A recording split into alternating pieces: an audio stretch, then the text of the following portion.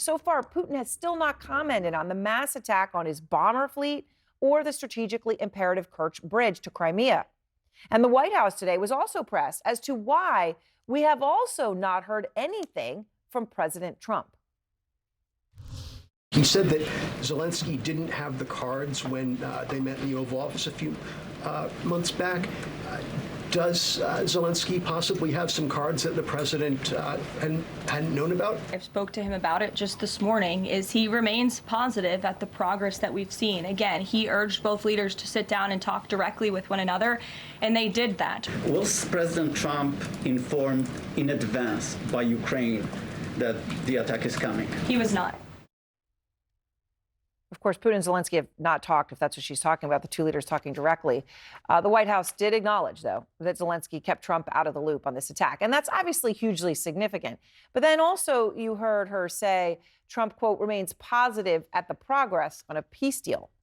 If that is the case, never mind the actions that we see every day, perhaps the person who summarized the situation most clearly today was longtime Putin ally, top Russian security official, former prime minister, right, under Putin, of Dmitry Medvedev. He posts online, the negotiations in Istanbul are not needed for a compromised peace on unrealistic conditions invented by someone, but for our speedy victory. For our speedy victory. That's what this is all about. The Russian regime, actually honest there in that case, that what they're looking for is not a peace by any sign of ceasefire. They're looking for a victory. And on the actual front lines, Putin's new offensive, launched amidst these peace talks, is paying off. Putin's army quickly closing in on the Ukrainian city of Sumy, where civilians were killed in Russian strikes today. Putin's unrelenting push for total victory and targeting of civilians has pushed many Senate Republicans over the line. About 4 Senate Republicans are now backing a bill that would add even more sanctions on Russia. By the way, a person sponsoring the bill, Trump's close ally, Lindsey Graham, lead sponsor of the bill. But as for Trump, he is silent. Kristen Holmes is out front live outside the White House to begin our coverage tonight. And Kristen, I know you're learning new information right now. As I talk about Trump being silent, he has publicly been silent on these sanctions, but you're learning more about where he actually stands on them? Yeah, that's right, Aaron. I'm told that he is really sitting back here to watch this entire situation unfold. They are saying that it's unlikely he's going to issue any sanctions, despite the fact that Carolyn Levitt today up there during this press briefing essentially said that senators, those people on Capitol Hill, know that he is the commander in chief, that they should defer to him. But it seems unlikely that there's going to be any deal anytime soon. And we know that was one of the reasons that Donald Trump was waiting to impose these sanctions, or at least said so. He didn't want to impact any deal. But as you also noted, Donald Trump, the White House here, acknowledging, confirming that Ukraine did not give them a heads up before the drone attack over the weekend. But we still haven't heard from President Trump. And I am told that this is all part of one strategy, which is just to see exactly how this plays out. You are right. There's not been a situation in which Zelensky and Putin have sat down, had direct talks. However, the White House looks at this as some sort of a win when you see the two sides talking directly, that they were not talking before. Now you have them sitting down together. You have the United States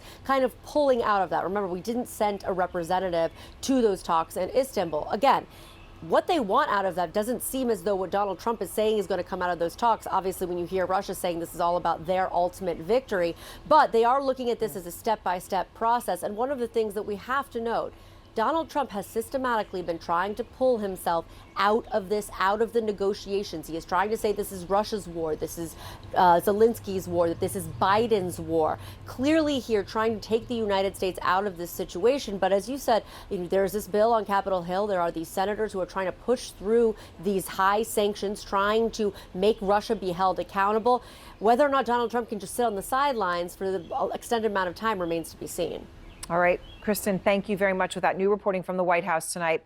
And let's go straight now to Christo Grozev, the focus of a new feature titled The Man Putin Couldn't Kill in the New York Times. He's an investigative journalist. He's on Russia's wanted list. Of course, the man behind the unveiling of the Putin efforts to kill Alexei Navalny with Novichok. So it is good to see you, Christo, and to be here with you together in person. So I guess let's just start with the bridge attack coming on the heels of the bomber attack. This is the third attack on the bridge, and you've got new reporting on it. Well, I mean, it's the third and not the last one, but what we know is that there's a competition among the security services in Ukraine, including the military, Special Operations Services to deliver a continuous flow of attacks on the bridge. We don't see a scenario in which the bridge will be completely destroyed. The bridge is something that Putin will essentially prioritize over everything. Right, will fix spend it every time billions. They will something fix it every time. happens. But it's just something that symbolically is very important for the Ukrainian army to continue attacking, because that does, of all the symbols of Russian desire to own Ukraine, that bridge that connects Crimea, annexed by Russia in 2014, is the most valuable symbol, and that's why Ukraine prioritized that. There's competition among the services to deliver this. I think we're going to see more of these. And also that, and the strategic bombers. I mean, the Russians were unable to penetrate that, right? This was going on for 18 months. They didn't penetrate the Ukrainian security services to know it was happening. They didn't penetrate the process as it was happening. I mean, that in and of itself is stunning.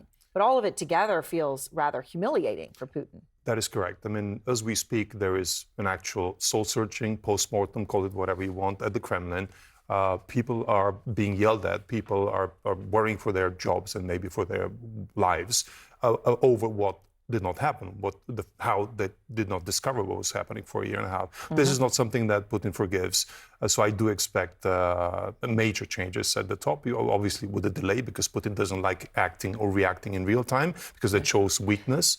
But within a couple of months, we're going to see whether people are fired, whether people are fall off windows. Fall out of windows. All right. You've got new reporting on one of the Russian GRU units, which is crucial. This is Unit 29155, and it is known for a long list of assassination and sabotage attempts, including Sergei Skripal, the poisoning in the UK, the former KGB agent who had been recruited by British intelligence, right? But this is the unit, GRU 29155, who was behind that effort. And you're now learning more about that group and what exactly they are doing right now, hacking. Correct. Your reporting is having huge consequences in Russia as well. So what's happening here? Well, first of all, we've been following that unit. Back at the time I was still with Bellingcat, we discovered the existence of this sabotage terrorism unit. Essentially, they travel over the world, explode things, kill people, try to poison people with Novichok. So it was a terrorism chaos sowing unit. What we didn't know is that they were doing the same sort of terrorism in the information sphere. They were hacking and leaking and inventing stuff in order to create confusion and animosity towards the United States, towards within the West, and so on and so forth. We discovered the existence of this information hybrid warfare subunit of that unit. And what we found on their servers, which were left unsecured for reasons that are very, very typical of Russian corruption and nepotism, and a friend of the family was running the server that was used for targeting, and they were left unsecured. So we benefited from being able to see their work in real time, their preparation for attacks on American companies, and that was amazing. We watched you could see who they were targeting. Yes, and I'll list some of the. I will not list companies, but the type of companies. But we've been watching them for about 6 months. What we discovered in terms of history of their operation is crazy. They were behind the whole biolabs invention, the conspiracy theory that the American government was sponsoring. We're running like biolabs in Ukraine. The biolabs in Ukraine. Yep. And unfortunately, that grew legs, and people believed in that. Even members of the American administration were parroting that completely invented story. And now we have the origin story, how it was created, not the origin story of the biolabs or of the viruses, but of how it was invented. And they sponsored Western journalists to actually purvey this story for the rest of the world. We discovered that they were behind an effort to stimulate a civil war in Ukraine in 2021, before the invasion, before the actual invasion took place. They tried to trigger internal strife in Ukraine. They tried to assassinate people on both sides of the political spectrum there in order for this to start a civil war, so that Russia would come in as a peacemaker. And we discovered a lot of other crazy things. But let me move to the hacking part, because that is something that is still ongoing and has potential to damage. We discovered a list of 165 companies or websites that are on their hacking plan, on their hacking targeting list. And those included companies that you would expect from a malign actor like Russia, the Ukrainian Ministry of Defense, the Ukrainian Atomic Agency, and so on and so forth. But we discovered things that should not be ever have any legitimacy to be targeted, such as Colorado State University. But that's the only one I will mention because it's not a company. But why would the Russian hackers Colorado be? State University and a lot of American companies. Yes. Well, pharma companies, biotech companies, the main IT provider to the Pentagon, drug discovery companies, something that is very scary, DNA database in the United States, quantum computing companies, and even the doomsday clock. We have no idea why they would want to hack the doomsday clock.